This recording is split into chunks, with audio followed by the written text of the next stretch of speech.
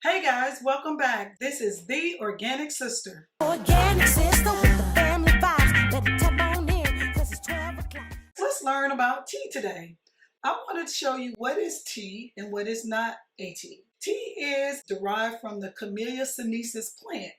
And many of the teas that we consume on a daily basis here in the United States is actually not a tea. Just think about it. Have you ever had chamomile tea, peppermint tea, those kind of teas? Well, those are actually not teas. Those are called tisanes.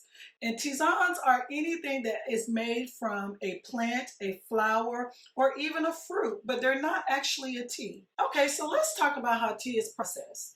Tea is processed through a 5-step method. The first method is plucking, and that is just gathering the tea leaves from the tea plant. The next step in the process of tea making is withering. Withering is when you gather the plants and then allow it to dry and basically wilt. The next step is rolling. That is where the leaves are rolled and ready for expression of the essential oils. The next step in the tea process is oxidizing. Oxidation of the tea leaves are where the tea leaves are decomposed and ready for the final stage. And the final stage of the tea processing is firing.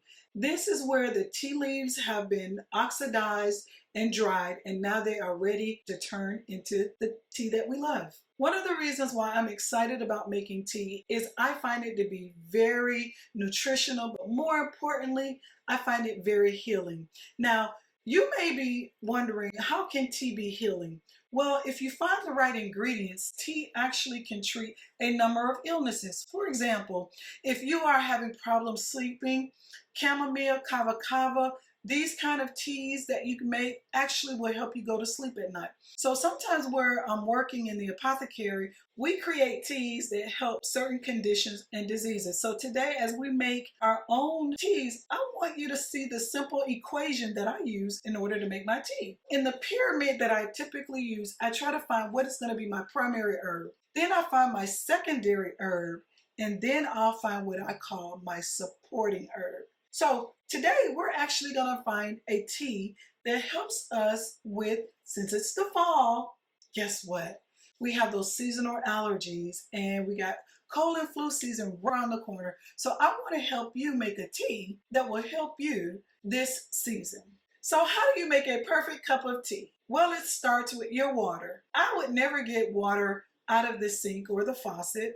I would use spring water or reverse osmosis water. Does it make a difference? It absolutely does. If you use water from the faucet, it's chlorinated, and you don't want that in your tea. You want to make sure that that water is as pure as possible. So today we're going to use water that is reverse osmosis, so it is literally stripped of any and all contaminants. The second thing you want to do is you want to look at your temperature. Believe it or not, it's important.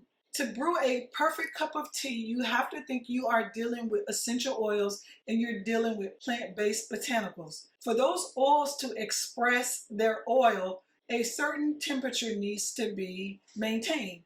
So starting out with boiling water at 212 degrees Fahrenheit is optimal for making a tea. You want to allow that to steep until it reaches a temperature of 180 degrees, and that typically lasts about 3 to 5 minutes. Now, if you're having teas that are thinner, such as a green tea, then you can actually steep your tea for only about 2 to 3 minutes, and that'll give you the best tea. Let's get to making a tea. Remember, I said I use a pyramid formula for making my tea. So today, since we are making a tea for seasonal allergies or for those who have cold and sinus, I'm using ingredients that I know that are supportive of that.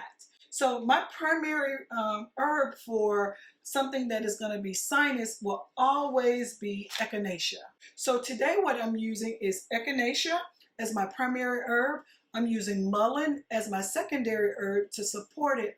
And then finally my peppermint so that it'll give it a nice body and a nice flavor. Okay guys, so we're ready now to formulate our blend. The standard rule of thumb for any cup of tea is about 1 teaspoon per 8 ounces. If you're going to be making a tea that helps treat a condition or aids in the treatment of a condition, then 1 teaspoon per 8 ounces won't be enough.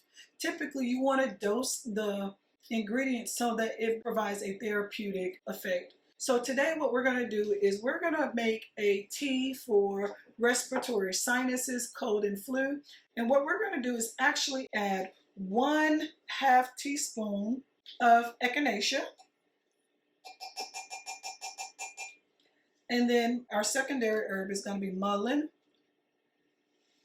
And I'm going to add, that's about 1/3 of a teaspoon. And then finally, my supporting herb, which is peppermint. Peppermint is going to be used to not only just give it flavor and give it body, but peppermint is very good for making your nose and your nasal passageways feel really good and opening up the sinuses. To this, we're going to add our reverse osmosis water.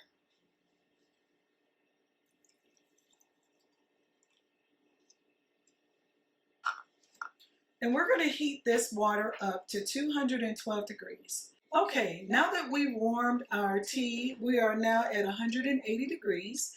And this is the perfect temperature now to add any additives. I like to use a little bit of sweetener, and honey is a great sweetener for this. If you don't like honey, you can add sugar, you can add stevia, any kind of sweetener that you like.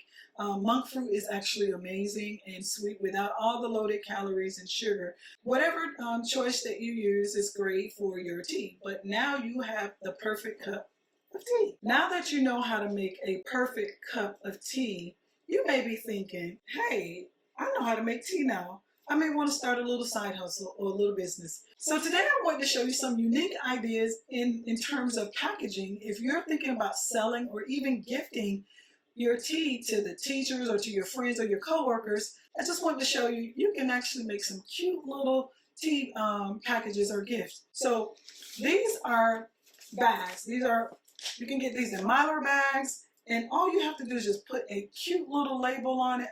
I absolutely love it. Tea bags. If you decided that you want to go the tea bag route, you can purchase tea bags and actually fill your own tea bag so you can look very professional. Here in the Apothecary, we use several different packaging containers that we use. We may use a 8-ounce mason jar filled with tea. And sometimes we have people that want to buy in bulk, so you can buy containers such as this. And as you use your tea, you can just scoop out a little bit at a time, so that you can make a cup of tea. Most of these things you can find on Amazon, but we will leave the link to the products in the description box down below. Once again, thank you, my organic family. Please don't forget to like, comment, and subscribe. And I'll see you in the next video. Organic sister.